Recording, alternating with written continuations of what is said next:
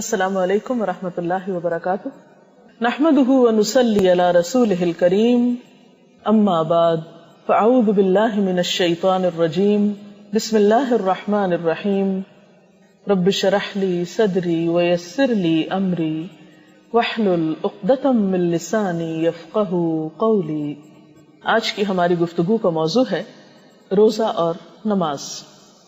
عام طور پر یہ بات دیکھنے میں آئی ہے کہ رمضان المبارک میں بہت سے لوگ روزے کا اہتمام تو کرتے ہیں، سحری اور افطاری کا اہتمام بھی ہوتا ہے، لیکن نماز سے غفلت برتتے ہیں۔ حقیقت یہ ہے کہ جس طرح روزہ اہم ہے اسی طرح نماز بھی اہم ہے۔ روزہ اگر فرض عبادت ہے تو نماز بھی ایک فرض عبادت ہے۔ رمضان سال میں ایک مرتبہ آتا ہے تو نماز دن میں 5 دفعہ ادا کرنے کا حکم ہے۔ نماز اللہ سبحانہ وتعالی سے ملاقات کا ذریعہ ہے، اپنی محبت کے اظہار کا ذریعہ ہے، اپنی اطاعت کے اظہار کا ذریعہ ہے۔ نماز کے بغیر دین مکمل نہیں ہوتا۔ نماز دین کی بنیاد ہے۔ نماز کو چھوڑنا دین کی بنیادوں کو ہلا دینا ہے۔ اللہ سبحانہ وتعالی قرآن پاک میں فرماتے ہیں، ان الصلاۃ کانت علی المؤمنین کتابا موقوتا، کہ بے شک نماز مومنوں پر وقت کی پابندی کے ساتھ فرض کی گئی ہے، یعنی اس کے فرض ہونے میں، اس کے اہم ہونے میں کوئی شک و شبہ کی گنجائش نہیں۔ بار بار قرآن پاک میں آتا ہے، وَأَقِيمُوا الصَّلَاةَ وَآتُوا الزَّكَاةَ، نماز قائم کرو اور زکوٰۃ ادا کرو۔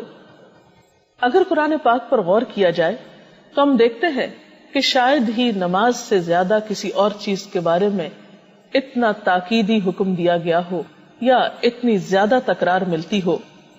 نماز دراصل ہمارے روزمرہ ہونے والے گناہوں کے کفارے کا بھی ذریعہ ہے۔ حقیقت یہ ہے کہ ہم سب انسان کسی نہ کسی طرح غلطی کر بیٹھتے ہیں، کوئی نہ کوئی گناہ ہم سے سرزد ہو جاتا ہے، لیکن جب ہم نماز پڑھتے ہیں تو ساتھ ساتھ گناہوں کی صفائی ہوتی چلی جاتی ہے۔ اس کے بارے میں ایک حدیث میں آتا ہے، حضرت ابو ہریرہ کہتے ہیں کہ نبی صلی اللہ علیہ وسلم نے فرمایا کہ تمہارا کیا خیال ہے کہ اگر تم میں سے کسی کے دروازے پر نہر بہتی ہو اور وہ اس نہر میں ہر روز 5 مرتبہ نہائے تو کیا اس کے بدن پر کوئی میل کچیل باقی رہ جائے گا؟ صحابہ کرام نے عرض کیا، نہیں، کسی قسم کا میل کچیل باقی نہیں رہے گا۔ تو آپ صلی اللہ علیہ وسلم نے فرمایا، یہی 5 نمازوں کی مثال ہے۔ اللہ تعالیٰ ان نمازوں کے ذریعے گناہ مٹا دیتا ہے۔ تو گویا دن میں 5 مرتبہ پاک صاف ہو کر اللہ پاک کے حضور حاضر ہونا انسان کی گناہوں کی معافی کا ذریعہ بھی ہے، اور انسان کے دل پر جو بوجھ آ جاتا ہے ان گناہوں کے ذریعے اس کو اتارنے کا سبب بھی ہے۔ پھر خاص طور پر مرد حضرات اگر مسجد میں جا کر نماز پڑھتے ہیں تو اس کا اجر و ثواب اور بھی زیادہ ہے۔ اللہ سبحانہ وتعالی ان کو اپنے ملاقاتی قرار دیتے ہیں۔ حضرت سلمان سے روایت ہے، نبی اکرم صلی اللہ علیہ وسلم نے فرمایا، جس نے اپنے گھر میں اچھی طرح وضو کیا اور پھر وہ مسجد میں آیا وہ اللہ تعالیٰ کا ملاقاتی ہے، اور میزبان کے لیے ضروری ہے کہ وہ اپنے ملاقاتی کی عزت کرے، یعنی ایسے لوگ عزت کے مستحق ہیں جو خاص طور پر مسجد میں نماز کا اہتمام کرتے ہیں۔ رمضان المبارک میں فرائض کے علاوہ خاص طور پر قیام اللیل کی بہت تاکید ملتی ہے۔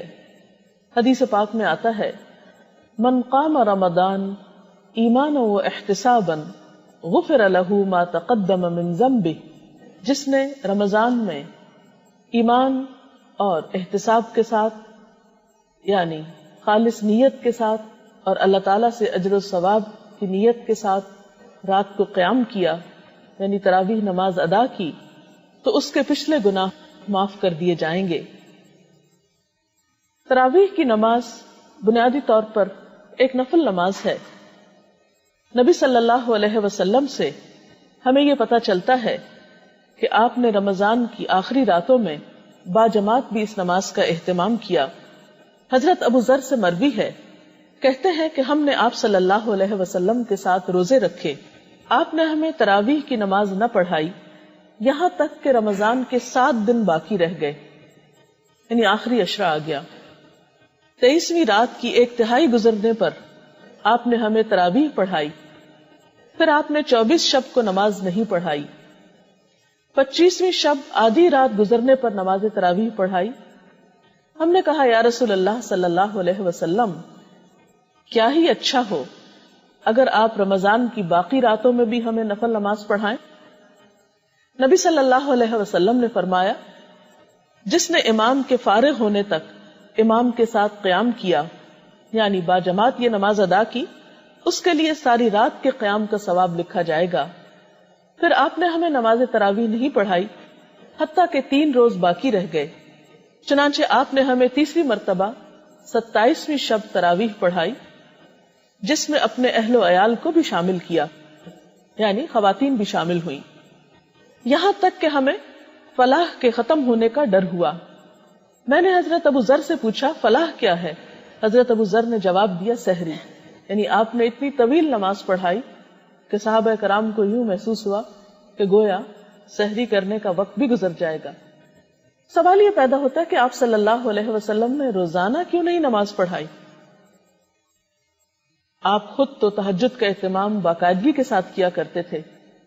آپ صلی اللہ علیہ وسلم نے 5 نمازوں کے علاوہ رات کا قیام اپنے لیے لازم کر رکھا تھا، لیکن دوسروں کو یہ نماز رمضان کی ہر شب باجماعت نہ پڑھانے کے پیچھے ایک حکمت یہ ہو سکتی ہے کہ اگر آپ ایسا کرتے تو شاید یہ نماز فرض کے درجے کو پہنچ جاتی اور پھر امت کے لیے اس کو ادا کرنا مشقت کا سبب ہوتا، کیونکہ ایک اور روایت سے یہ پتہ چلتا ہے کہ ان راتوں میں لوگوں کا شوق اور ذوق دیکھنے کے قابل تھا، یعنی ہر رات میں پہلے سے زیادہ لوگ نماز میں شریک ہوئے، کیونکہ اس نماز کے پڑھنے کا اپنا ہی ایک لطف ہوتا ہے، کیونکہ خاص طور پر اس میں انسان کو موقع ملتا ہے کہ وہ تراویح میں پورے کا پورا قرآن پاک سن سکے۔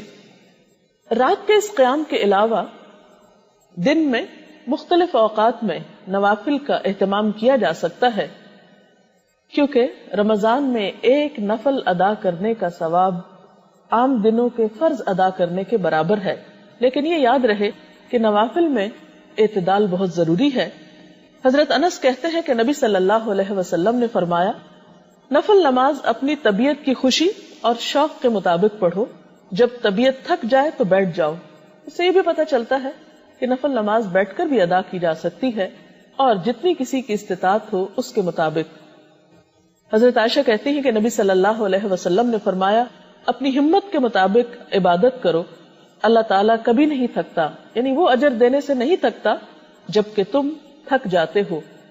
یعنی ایسا نہ ہو کہ تم ایک کام شروع کرو اور اتنا زیادہ شروع کر دو کہ پھر اس کو نبھا نہ سکو، تو یہ عمل پسندیدہ نہیں۔ حضرت عبداللہ بن عمرو بن العاص کہتے ہیں کہ نبی صلی اللہ علیہ وسلم نے فرمایا، اے عبداللہ، تم فلاں آدمی کی طرح نہ ہو جانا جو رات کو اٹھا کرتا تھا پھر اس نے اٹھنا چھوڑ دیا۔ یعنی انسان ایک کام شروع کرے نیکی کا اور پھر کچھ دنوں کے بعد چھوڑ دے تو یہ بات درست نہیں۔ اس کا یہ مطلب نہیں کہ ہم رمضان میں تراویح کی نماز چھوڑ دیں کہ شاید ہم عام دنوں میں تہجد نہیں پڑھ سکیں گے، نہیں، ہو سکتا ہے کہ اللہ سبحانہ و تعالی ہمیں رمضان میں تراویح کو پابندی سے ادا کرنے کی وجہ سے عام دنوں میں بھی تہجد کی توفیق عطا کرے، کیونکہ تہجد کی نماز ایک بہت خوبصورت نماز ہے۔ وہ وقت دعاؤں کی قبولیت کا وقت ہوتا ہے اور انسان کے لیے بہت ہی سکون اور اجر کا ذریعہ ہے۔ نفل نمازوں میں ایک اور نماز جو بہت ہی باعث اجر ہے وہ چاشت کی نماز ہے۔ اس کے بارے میں حضرت ابو درداء اور حضرت ابو ذر سے ایک روایت ہے کہ آپ صلی اللہ علیہ وسلم نے فرمایا، اللہ تعالیٰ ارشاد فرماتا ہے، اے آدم کے بچے، دن کے شروع میں میرے لیے 4 رکعت نماز ادا کر، میں تیرے سارے کاموں کے لیے کافی ہو جاؤں گا۔ یعنی ان رکعتوں کا اتنا اجر و ثواب ہے کہ دن کی باقی بہت سی مشکلات آسان ہو سکتی ہیں۔ تو آج کی بات کا خلاصہ یہ ہے کہ نماز کی پابندی کی جائے۔ اگر کوئی شخص نماز ادا نہیں کرتا تو اسے یہ بات اچھی طرح معلوم ہونی چاہیے کہ وہ اللہ تعالیٰ کے حق میں ایک بہت بڑی کوتاہی کا مرتکب ہو رہا ہے. نماز کا چھوڑنا گناہ کبیرہ ہے. انسان سوچے تو اللہ سبحانہ وتعالیٰ نے ہمیں کتنی بے شمار نعمتیں دے رکھی ہیں. ہمارا یہ وجود، کھانے پینے کی نعمتیں، یہ زمین، یہ آسمان، یہ سب کچھ اس نے ہمارے لیے پیدا کیا. سب کچھ اس سے لے کر پھر آخر ہم اسی کو یاد کیوں نہیں کرتے؟ کیونکہ اس کا حکم ہے کہ اقم الصلاۃ لذکری، نماز میری یاد کے لیے قائم کرو. یہ یاد کرنے کا، اس کی ملاقات کرنے کا ایک بہترین طریقہ ہے. اور اگر ہم اس کو اس کے بتائے ہوئے طریقے کے مطابق یاد نہیں کرتے تو یہ اس کی رضامندی حاصل کرنے کا ذریعہ نہیں ہو سکتا. اسی لیے ہم دیکھتے ہیں کہ نبی صلی اللہ علیہ وسلم نے اسے اسلام اور کفر کے درمیان ایک حد فاصل قرار دیا. پھر اسی طرح آپ نے اسے دین کا ستون قرار دیا. پھر اسی طرح ہم دیکھتے ہیں کہ قرآن پاک میں نماز نہ پڑھنے والوں کے لیے بہت وعید آئی ہے. اللہ تعالیٰ کا ارشاد ہے کہ فی جنات یتساءلون عن المجرمین، یعنی جنت میں جب اہل جنت پہنچ جائیں گے تو وہ مجرموں سے سوال کریں گے، ما سلککم فی سقر، تمہیں جہنم میں کیا چیز لے گئی؟ قالو، وہ کہیں گے، لم نک من المصلین، ہم نماز پڑھنے والوں میں سے نہ تھے. ولم نک نطعم المسکین، اور ہم مسکین کو کھانا نہیں کھلاتے تھے. وکننا نخوض مع الخائضین، اور ہم بحثیں کرنے والوں کے ساتھ مل کر بحثیں کرتے تھے. ہمیں سوچنا چاہیے کہ کہیں ہم تو ایسے لوگوں میں شامل نہیں کہ جو اللہ تعالیٰ کے حقوق بھی پامال کرتے ہوں اور دوسری طرف بندوں کا بھی خیال نہ کرتے ہوں اور محض باتیں ہی بنانا جانتے ہوں. کیونکہ کوئی بھی کام محض باتیں کرنے سے نہیں ہوا کرتا جب تک کہ عملی طور پر کوشش نہ کی جائے. اور یہ بات بھی یاد رہے کہ قیامت کے دن پہلا سوال نماز کے بارے میں ہوگا. اگر پہلے ہی سوال میں فیل ہو گئے تو باقی چیزوں کا کیا ہوگا؟ اس لیے ہم سب کے لیے یہ بات ضروری ہے کہ ہم رمضان کو ایک بہترین موقع جانتے ہوئے اپنے آپ کو نماز کا پابند بنائیں. کیونکہ روزہ ہمیں ایک ایسی فضا مہیا کرتا ہے، ہمیں روحانی طور پر ایسی طاقت عطا کرتا ہے کہ جس میں ہمارے لیے یہ بات آسان ہو جاتی ہے کہ ہم اللہ تعالیٰ کی طرف رجوع کریں. مثلا یہ کہ عام طور پر اگر صبح کے وقت اٹھنا مشکل لگتا ہے تو رمضان میں سحری کے لیے تو اٹھا ہی جاتا ہے. اگر 30 دن تک ہم صبح کے وقت فجر کی نماز پابندی کے ساتھ ادا کریں تو انشاءاللہ تعالیٰ ہماری عادت بن جائے گی اور رمضان کے بعد پھر اس عادت کو قائم رکھنا مشکل نہ ہوگا. اسی طرح اگر رات کو تراویح پڑھی جا رہی ہے تو بعد میں بھی عشاء کی نماز بھاری نہ ہوگی. آپ صلی اللہ علیہ وسلم نے فرمایا اگر لوگوں کو پتا چل جائے کہ فجر اور عشاء کی نماز میں کتنا اجر و ثواب ہے تو لوگ اپنے گھٹنوں کے بل چل کر مسجدوں میں آئیں. لیکن حقیقت یہ ہے کہ ہم اس نماز کا اجر و ثواب نہیں جانتے، اسی لیے ہم اس سے کوتاہی برت جاتے ہیں. اللہ تعالیٰ سے دعا ہے کہ ہمیں وہ اپنے اس حق کو پہچاننے کی اور اسے صحیح معنوں میں ادا کرنے کی توفیق عطا فرمائے.